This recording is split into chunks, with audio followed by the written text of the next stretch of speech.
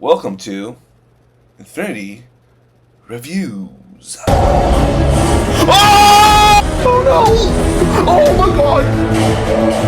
No way! Oh, it's Sabretooth! Oh, look at these fights!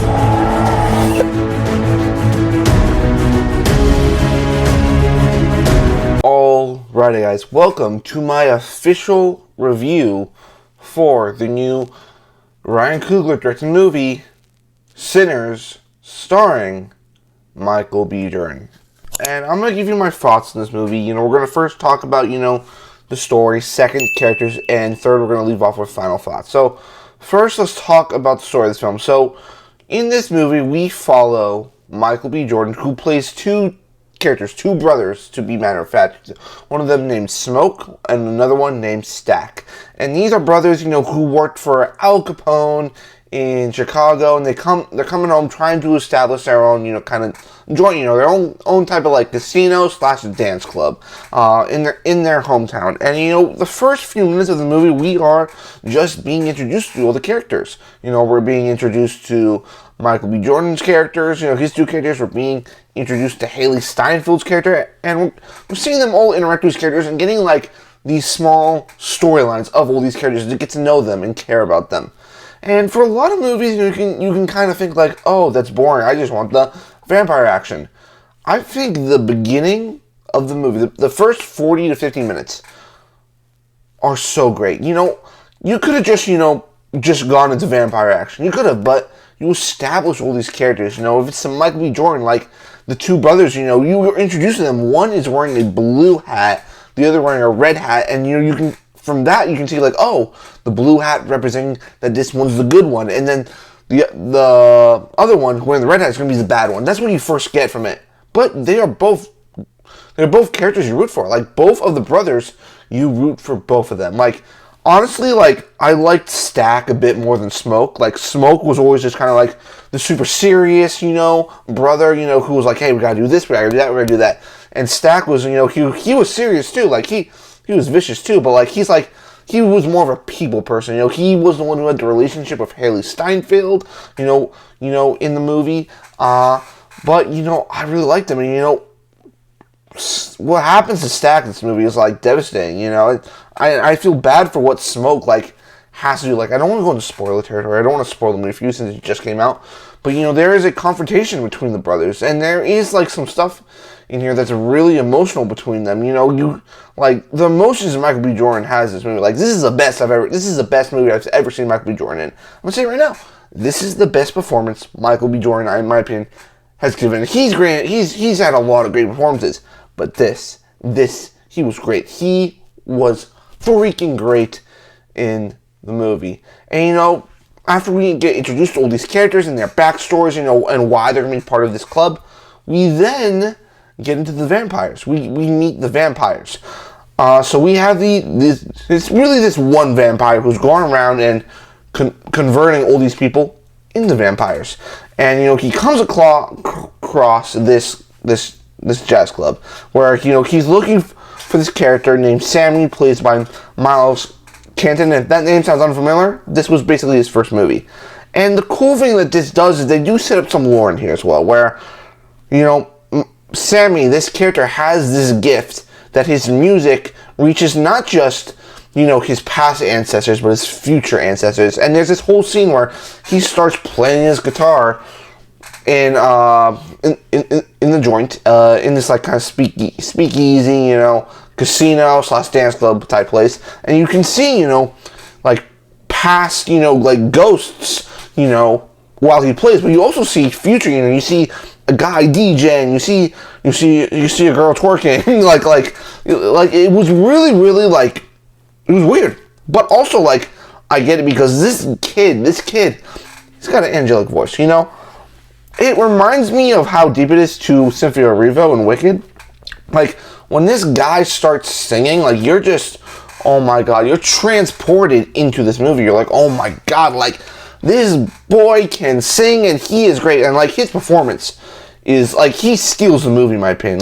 Michael B. Jordan is great, but Miles Catton as Sammy, this guy is gonna go places.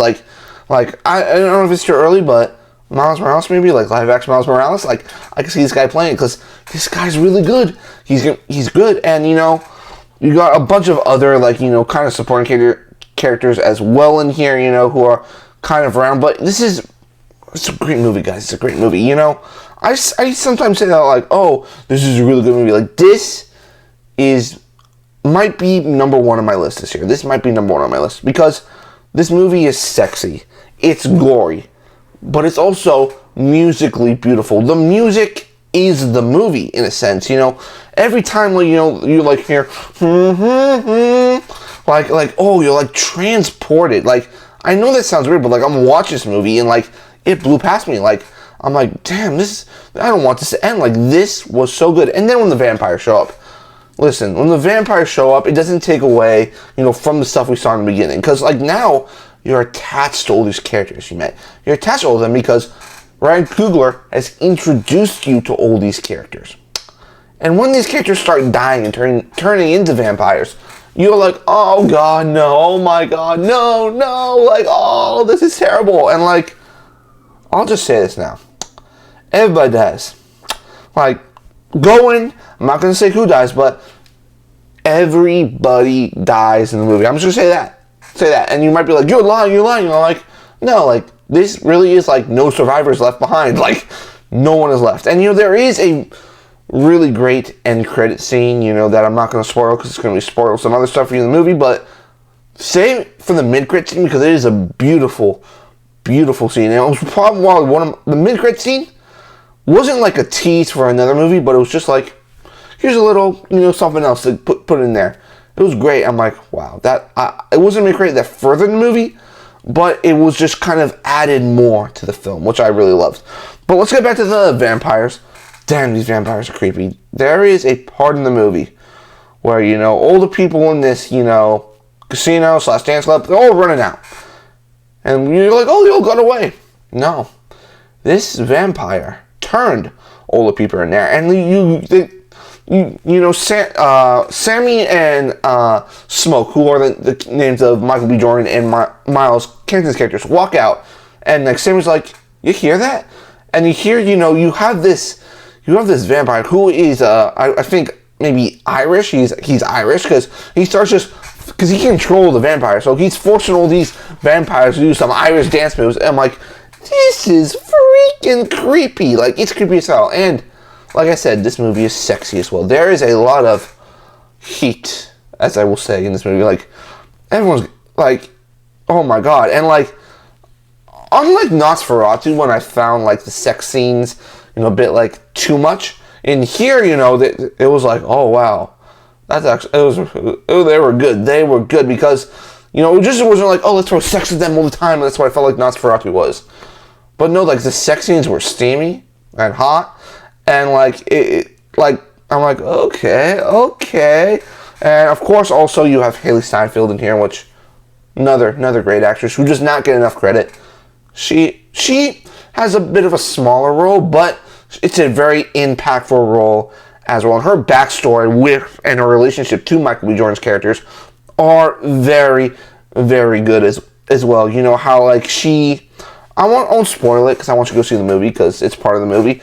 But you know her relationship with Stack, who is the Michael B. Jordan character who does get turned. You see it in the trailer. It's not spoiler, and you know and like that relationship. You know the reason why he doesn't want to be with her. It was such a good line.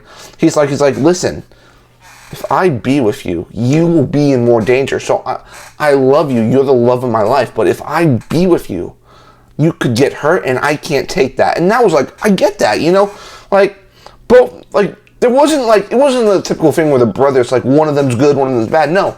These were both, like, two protagonists you root for. It's just that one of them was turned into a vampire and became the villain because he was no longer there, you know? They explain in the movie, like, once someone turns into a vampire, that part of themselves disappear, and a new soul enters them, kind of, and, like, they are controlled by this, like, main vampire, which, of course, Michael B. Jordan has to stop. But I should say, great performances in here. Michael B. Jordan steals the movie. I think Miles Kenton was the standout in myself. And it's true, this movie does deserve a 98%. Now I'll say this. This is probably now my favorite Ryan Coogler movie. It is just that good, guys. It is just that good. Ryan Coogler, this guy, I don't get why we're not putting him in the conversation as one of the great filmmakers right now. Like, guys, every single movie this guy makes is great. And if this does not cement him, like, up there with, like, the top talent right now in, like, Denis Villeneuve, Jordan Peele, Steven Spielberg, like, I'm putting him in that conversation. Like, this guy is a talented filmmaker. Studios should be knocking down his doors trying to get a project made with him because, you know, I think this movie should be nominated for an Oscar. I'm going to say this right now. This movie should be nominated for Best Picture. I feel as strongly about this as I did about Dune Part 2. This movie should be nominated for an Oscar. Now, I know the Academy doesn't really nominate horror movies. I think this will get nominated. I think it will. I want it to. Like, I'm going to be, when Oscar time comes a year from now, I'm going to be saying, listen, you better nominate Sinners because this is a great movie. This is a great, not just horror movie, not just a great vampire movie, just a great movie in general. And we've had a lot of shit this year. I'm not saying this. We've had a lot of bad movies this year, you know. Captain America, Brave New World. I rewatched it. I have a lesser love for it now because I'm like, oh my god, this is not a good movie. Didn't watch Snow White. Didn't have any inclination to go see that. Heard it was bad. Minecraft, sure, it's making all the money right now. But I heard that it's still a pretty stupid movie. Sure, we've had some in there. You know, we've had Companion, which has been so far my favorite movie this year. Then there was Mickey 17, which I liked, but it was like there were still problems with that movie as well. In here, I don't know. I think I wouldn't change anything. I don't think I would change a single thing about Sinners. I would almost say it is a perfect movie. I know that's a like. Tell me, like, I don't know what I would change. Like, if it's to the sexiness, if it's to the gore, if it's to the music, which the music is the heart of the film, guys. The music is what makes the movie so good.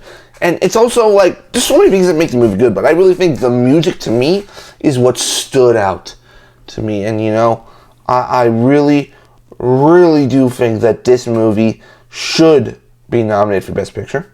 I know it's early to say. I know we still got a whole other movies coming out. But this movie deserves attention. Ryan Coogler deserves to be brought into attention. You know, he already has an Oscar-nominated movie in Black Panther.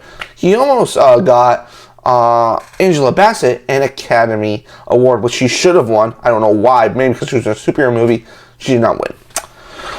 This guy needs to have like I said, every studio should be knocking down his door. Marvel should be thanking their stars that he's making a Black Panther free. Like, this guy, I think, is one of the best right now in Hollywood. And I cannot wait to see what he does next. Like, sure, there is some stuff, like, I'll say this, like, you could do a Sinners 2.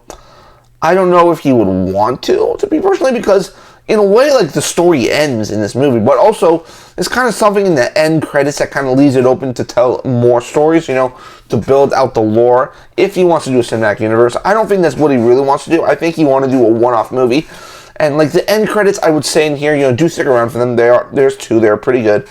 I think they just, like, add more, you know, like, kind of like an epilogue, you know, to a play. You know how, like, you know, the play ends and then you go like a little bit of epilogue to kind of see where our characters are in the future. And I think I really like that. I really like that the end credits weren't to further a sequel, but to further more in the movie with some certain characters. But guys, that is my review for Sinners. I'm going to give it a 10 out of 10. Yeah, I give it a 10 out of 10. I love this movie. I will probably go back to watch it again. I highly recommend you go see it this weekend. It is what we all want. Original filmmaking that is great. That is enjoyable. That is fun. And that it is a movie you need to experience in the movie theaters just for the music and the sound design. Oh, sound design and music. Great. So make sure you like, comment, subscribe, do all that. I'll see you guys on the next one. Peace.